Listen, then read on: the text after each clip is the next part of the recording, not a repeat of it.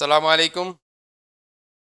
I am Professor Dr. ABM Omar Farooq, Head Department of Anatomy, Bosundora Ad-Din Medical College, Dhaka, Bangladesh.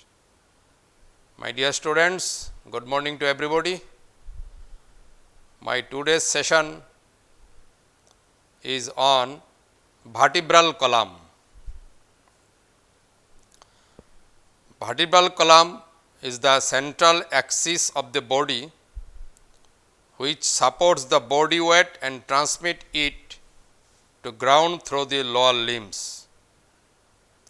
Lengths. The total length of the vertebral column is about 70 centimeter in male and 60 centimeter in female. The ratio of the length contributed by vertebra and the intervertebral discs is about 4/5 is to 1/5. Formation. There are normally 33 vertebrae which are arranged as follows: cervical 7 in number, thoracic 12 in number, lumbar 5, sacral 5 vertebra fused as sacrum, coccygeal fused 4 vertebra fused as coccyx.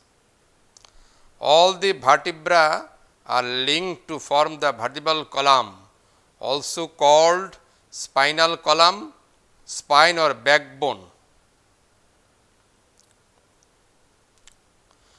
Regional characteristics of the vertebral column. The vertebra in cervical, thoracic, lumbar regions each have characteristic features. Cervical vertebra, all 7 vertebra have foramen in transverse process. This alone distinguishes cervical vertebra from all others.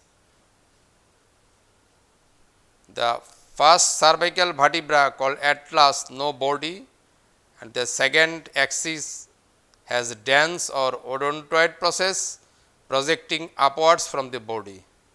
The other cervical vertebra has a posterolateral lip or uncus.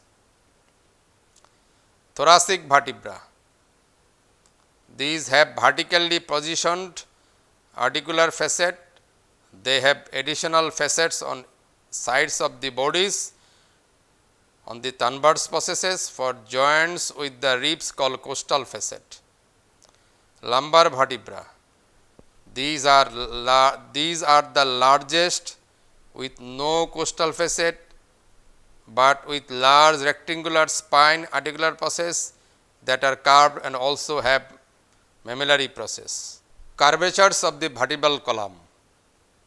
Vertebral column is not straight but presents 4 curvatures viewed from the side: cervical, thoracic, lumbar and pelvic.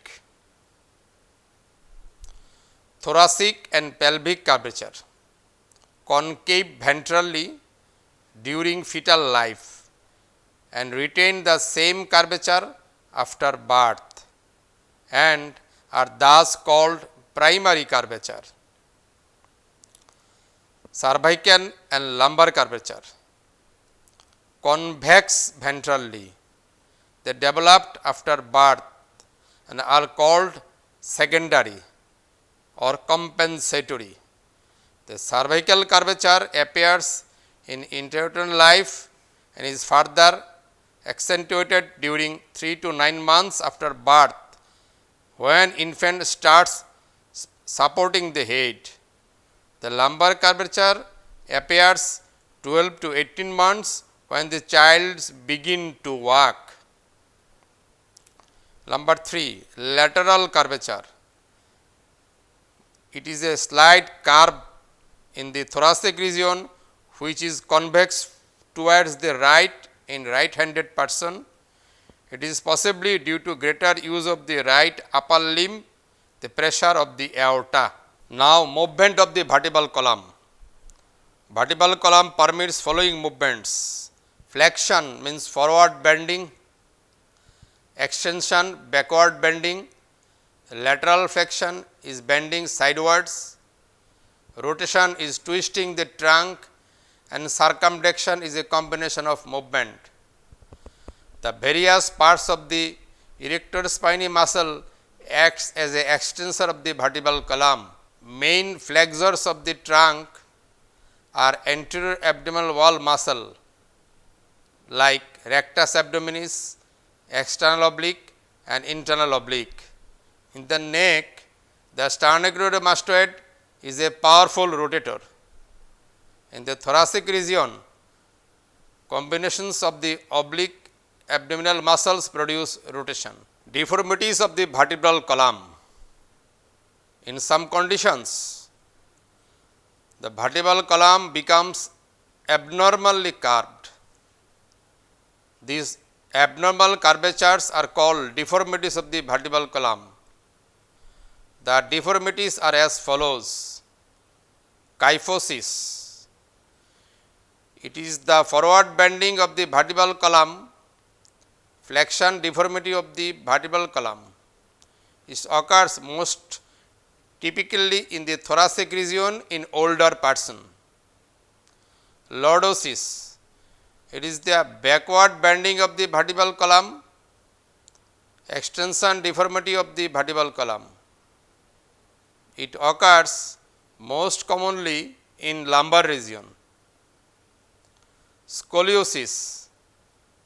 It is the lateral bending of the vertebral column, which may be either towards the right or towards the left.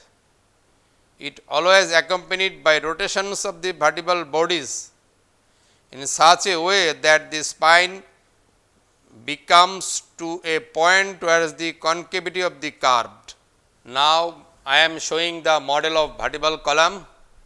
My dear students, please notice this is the cervical vertebra and cervical curvature, convexity forwards, the thoracic vertebra of the vertebral column, convexity backwards, the lumbar, then again lumbar curvature, convexity forwards, this is the sacrum, and last one is the coccyx. So, this is the normal curvature, forward curvature, backward curvature, convexity and concavity maintaining position. The additional structures is the spinal nerve emerges from intervertebral foramen, and these are the intervertebral disc. This contributes the 1/5 of the length of the vertebral column and acts as a shock absorber. The structure of the disc consists of two parts, outer fibrous annulus and inner nucleus pulposus. It is a fibrocartilaginous disc in structures. Another disc polyps, lateral polyps, is very painful conditions. So, that is all about my lecture. Thank you for your patience and hope we will meet you again soon. Thank you. Assalamu alaikum.